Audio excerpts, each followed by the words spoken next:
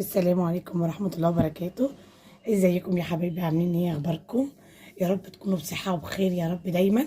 كل سنة وانتم طيبين على السنة الجديدة، يا رب تكون فتحة خير علينا جميعا يا رب، ونكون بصحة وكل الناس مرضية يا رب العالمين. النهاردة طبعا الفيديو بتاعي هطبخ لكم بربع كيلو لحمة مفرومة. هتشوفوا أكلة جميلة وحلوة جدا واقتصادية، وإن شاء الله هتعجبكم. دلوقتي هنبدأ ان احنا نعمل اول حاجة نقطع البصل. اهي البصلية بتاعتي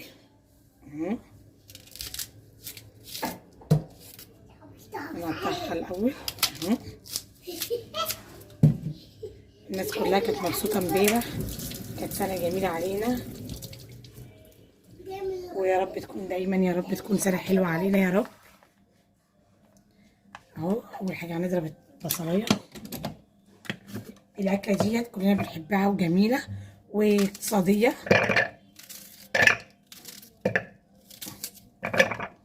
على البصل بتاعنا اهو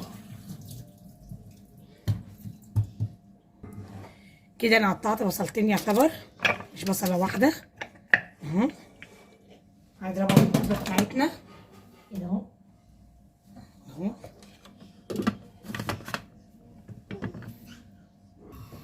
هنبدأ نحط حتة السمنة بتاعتنا اهيت.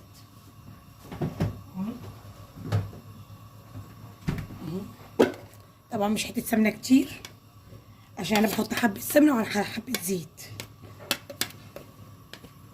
ما تكتروش السمنة عشان خاطر ما تبقاش فيها دهن كتير.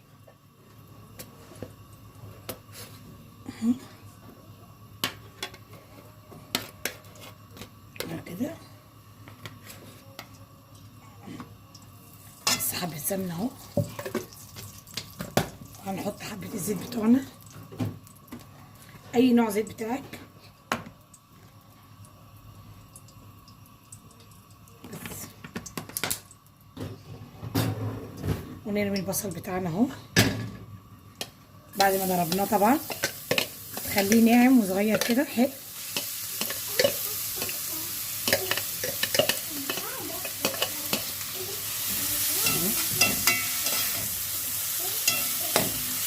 هنشوحه على النار،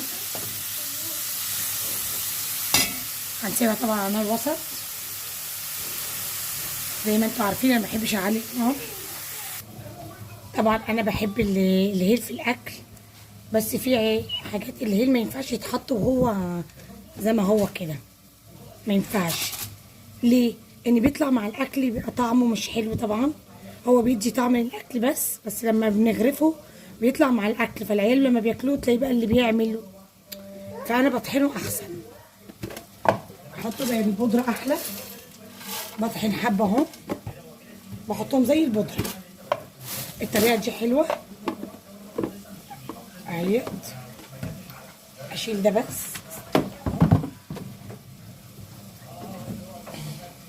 بالطريقه دي احلى كده اهو.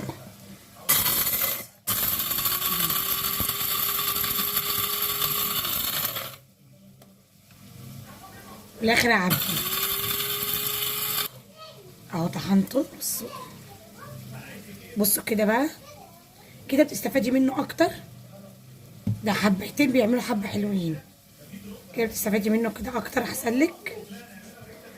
في نفس الوقت ما بيضايقش اللي بيجي يعني ضيف عندك، ولا انت حتى ولا عيالك بيطلعوه بقى كده هم بياكلوا من الاكل. بصوا بقى كده اهو. انا هعبيه بقى دلوقتي اهو. اهو كده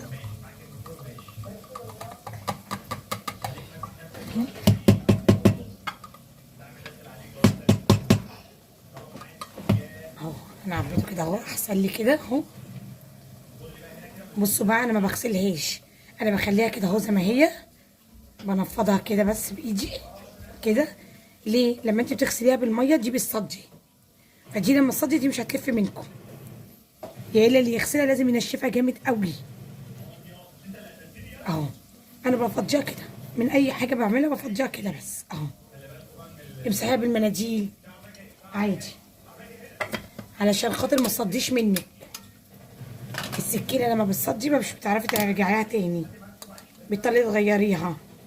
بتبقى شغلانه يعني. فانت احسن لك تنضفيها بالمناديل، يا الا تسيبيها وبتعمليها بايدك كده وخلاص. اهو بنعمل البصله. طبعا وانت بتعملي البصله بحط شويه هيل اهو. اهو بصوا بقى كده، مش باينه في الاكل، حبه صغيره عشان هي بتبقى الهيل طبعا معروف اللي هو ايه، حلو، بيدي طعم للاكل وريحه جميله. بصوا كده مفيش بقى باينه حاجه منه، كاني محطه. اهو اسيبه بقى يتشوح زي ما هي عايزه براحتها. احنا قلنا عقبال ما البصله تتعمل نقطع الكوسه بتاعتنا. الاكله النهارده هتعجبكم جدا. طبعا في ناس بتحب تقطعها دواير كده، بس انا بحب اقطعها سمبوكسات اهي كده.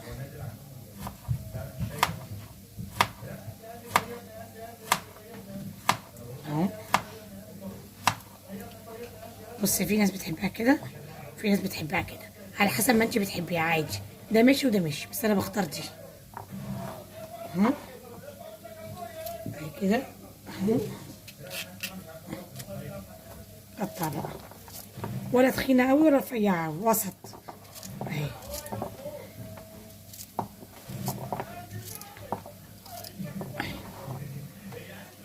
هنقعد نعملها كده اهوت. الكوسه مفيده جدا، طبعا الاسعار صعبه بره، ربنا يرحمنا، بس هي الكوسه مفيده جدا جدا طبعا زي ما انتم عارفين. وانا اعملها لكم بطريقه تخلي الاطفال يحبوها، ان الاطفال ما بيحبوهاش باللحمه اللي هي اللحمه اللي القطع. كل الاطفال بيحبوها باللحمه المفرومه، تبقى سهله وحلوه وطعمها حلو الصراحه. اهو كده اهو. متنسوش بقى تعملوا لي لايك واشتراك في القناه، فعلوا لي الجرس. اللايكات كتيره كده بتقربنا من بعض برضو. اهو بصوا اهي، انا ولا رفيعه ولا تخينه.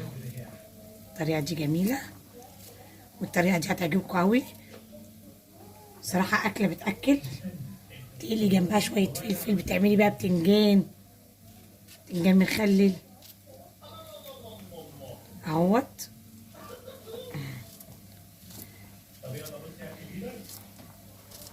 وبعدين هي حلوه في الشتاء.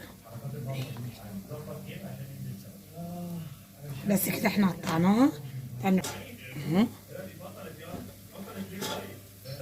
اهو. طبعا ريحه اللي هي الحبهان جميله.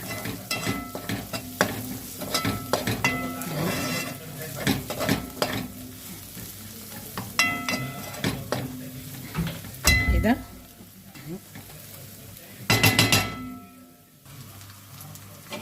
اهو كده اهوت. اللون ده حلو كده للحمه، مش هشوحها جامد عشان الكوسه ما تغمقش. اللحمه المفرومه البصله بتاعتها ما تشوحهاش جامد عشان خاطر ايه، يعني ما يبقاش لونها غامق قوي، عشان ما تبقاش غامقه في الدمعه ولا في الاكلة الكوسه اهي. اللون ده حلو. نرمي بسم الله.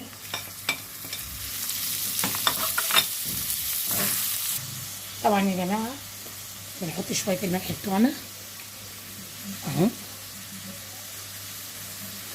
طبعا على حسب الملح بتاعك وعلى حسب اللي انت بتحطي بهاراتك. نحط شويه فلفل اسود اهو، وشويه قرفه،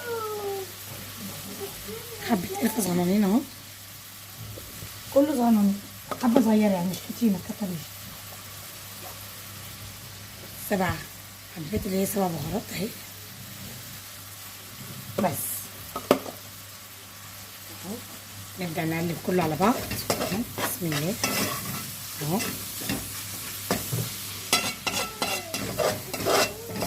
وطي بقى النار خالص، خليها على شعره كده حلوه، مش على شعره يعني هاديه خالص، لا وطي النار حلوه يبقى كده اهي.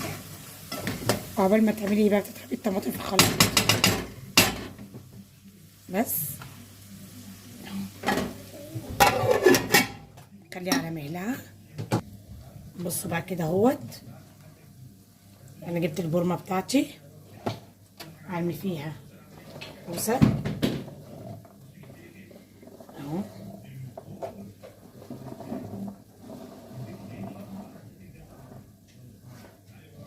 الكوسه بتاعتنا، طبعا على حسب البورمه بتاعتك وعلى حسب اكلك، كيلو كوسه، نص كوسه، على حسب ما انت عايزه.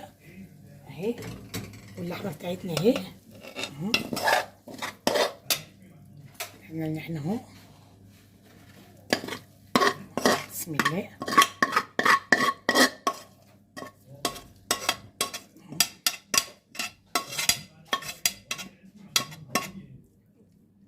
كده اهو.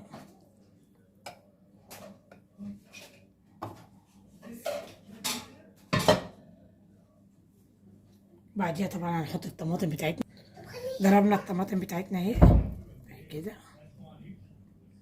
اهو. هنشوف محتاجه تاني ولا لا. افتح يا يوسف. طبعا تلاقي محتاجه تاني اهو. افتح يا يوسف.